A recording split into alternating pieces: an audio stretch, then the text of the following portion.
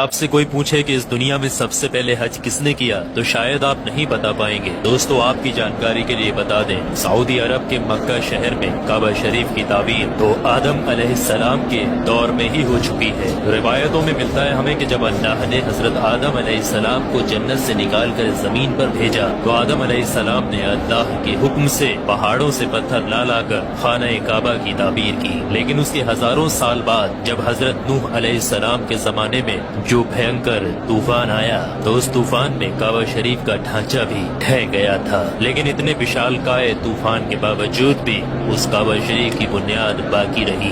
دوستو آج سے تقریباً 4000 برس پہلے مکہ کے اندر کوئی بھی نہیں رہا کرتا تھا۔ پھر حضرت ابراہیم علیہ السلام اللہ تعالیٰ کے حکم سے اپنی بیوی حضرت ہاجرہ اور بیٹے حضرت اسماعیل علیہ السلام کو لے کر روانہ ہو گئے اور اس مقام پر پہنچے جہاں پر آج مکہ واقع ہے۔ اس دور میں وہاں پر نہ کوئی عمارت تھی، نہ پانی، اور نہ ہی یہاں پر کوئی رہا کرتا تھا۔ درختوں کے نام پر صرف ببول وغیرہ کی جھاڑیاں ہوا کرتی تھی۔ حضرت ابراہیم علیہ السلام نے بیوی اور بچوں دونوں کو یہاں بیٹھا دیا، تھوڑا سا پانی اور کھجوروں کو بھی پاس میں رکھ دیا، اور پھر آپ علیہ السلام شام کی طرف چلے گئے۔ حضرت ابراہیم علیہ السلام دوسری بار جب مکہ شریف آئے تو قیام نہ کیا، لیکن جب تیسری بار تشریف لائے تو حضرت اسماعیل علیہ السلام سے فرمایا کہ بیٹا اللہ تعالیٰ نے مجھے ایک حکم دیا ہے۔ تو حضرت اسماعیل علیہ السلام نے کہا تو اطاعت کیجیے۔ تو حضرت ابراہیم علیہ السلام نے کہا کہ اللہ تعالیٰ نے مجھے حکم دیا ہے کہ یہاں پر ایک گھر بناؤ۔ گھر کی تعمیر شروع ہو گئی۔ حضرت اسماعیل علیہ السلام پتھر لاتے جاتے اور حضرت ابراہیم علیہ السلام بناتے جاتے تھے۔ جب تعمیر ذرا بلند ہو گئی تو حضرت اسماعیل علیہ السلام ایک پتھر کو اٹھا کر لائے جو کہ حضرت ابراہیم علیہ السلام اس پر کھڑے ہو کر تعمیر کر رہے تھے۔ یہی مقام ابراہیم بھی ہے۔ یہ باپ بیٹے دیوار کو اٹھاتے جاتے تھے اور دعا کرتے جاتے تھے، اے پروردگار ہم سے قبول فرما، تو سننے اور جاننے والا ہے۔ انہوں نے گھر کی تعمیر نہ مٹی سے کی اور نہ چونے سے، بس پتھر کے اوپر پتھر رکھتے چلے گئے، اور نہ ہی چھت بنائی اور نہ کوئی اس کا دروازہ۔ اور پھر بعد میں الگ الگ زمانے میں پھر بیت اللہ کی تعمیر ہوئی، قریش نے بھی تعمیر کی اور ان کے بعد بھی ہوئی۔ کہتے ہیں کہ اس وقت اسماعیل علیہ السلام کی عمر 20 ورش تھی۔ حضرت ابراہیم علیہ السلام نے بیت اللہ کے پہلو میں بکریوں کا ایک باڑا بھی بنا دیا تھا اور اس کے اوپر پہلو کی چھت ڈال دی تھی۔ پہلے بیت اللہ کی جگہ پر ایک سرخ رنگ کا ٹیلا تھا، اکثر سیلاب اسے ادھر ادھر سے کاٹتا رہتا تھا۔ جب حضرت ابراہیم علیہ السلام تعمیر کعبہ سے فارغ ہوئے تو حضرت اسماعیل علیہ السلام سے ایک ایسا پتھر لانے کے لیے کہا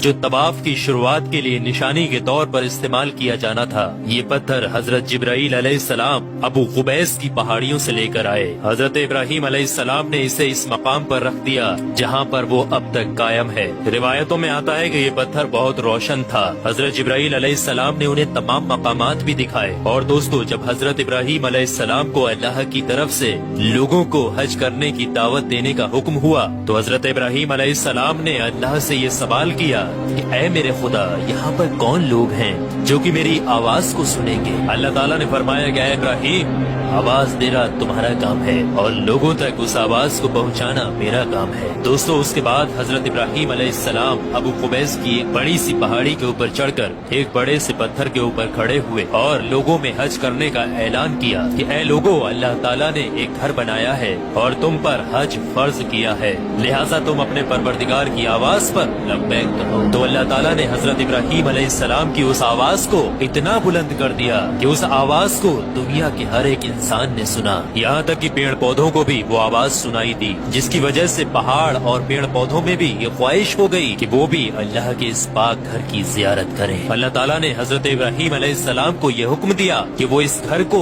رکوع اور سجدہ کرنے والوں کے لیے پاک اور صاف رکھیں۔ علماء اکرام کے مطابق حضرت ابراہیم علیہ السلام کے اس اعلان کے بعد ہی حج کی شروعات ہوئی اور سب سے پہلا حج حضرت ابراہیم علیہ السلام نے ہی کیا۔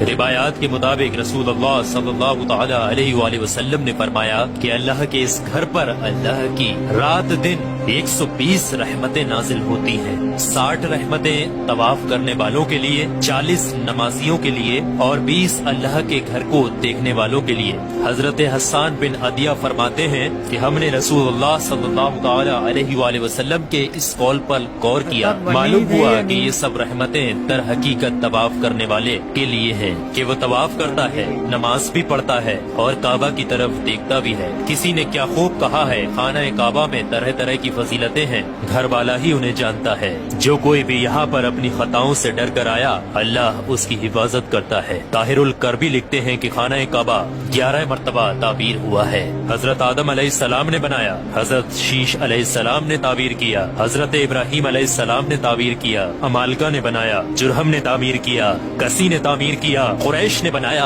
अब्दुल्ला बिन जुबैर रदियल्लाहु ताला अन्हु ने ताबीर किया, हज्जाज बिन यूसुफ ने बनाया, सुल्तान मुराद ने ताबीर किया, जो कि आले उस्मान में से था। दोस्तों आपको बता दें, जो काबा शरीफ की ताबीर के लिए हलाल माल इकट्ठा किया गया था वो काफी नहीं था, इसलिए 6 हाथ एक बालिस्त जगह कम कर दी गई थी और एक छोटी सी गोल दीवार बना दी थी ताकि लोग इसके बाहर तवाफ करें। काबा के अंदर उन्होंने 2 सफों में 6 सुतूर रखे थे जिसके ऊपर छत थी। उससे पहले काबा शरीफ के ऊपर छत मौजूद नहीं थी। दरवाजा एक रखा था। छत की बुलंदी 18 हाथ थी। हजरत जुबैर रदियल्लाहु ताला अन्हु ने काबा शरीफ की छत की बुलंदी 27 हाथ रखी ताकि अर्श के मुनासिब हो जाए। एक दरवाजा दाखिले के लिए और एक बाहर जाने के लिए बनाया। दोनों दरवाजे सतह जमीन के बराबर थे। दोस्तों आपको बता दें, जिस दिन काबा शरीफ की तामीर मुकम्मल हुई वो दिन बहुत अजीब था। उस दिन बहुत सारे गुलाम आजाद किए गए और बहुत सी बकरियां ज़िबा की गयी। तो दोस्तों अब आप लोगों को समझ में आ गया होगा कि काबा शरीफ की तामीर किस किस तरीके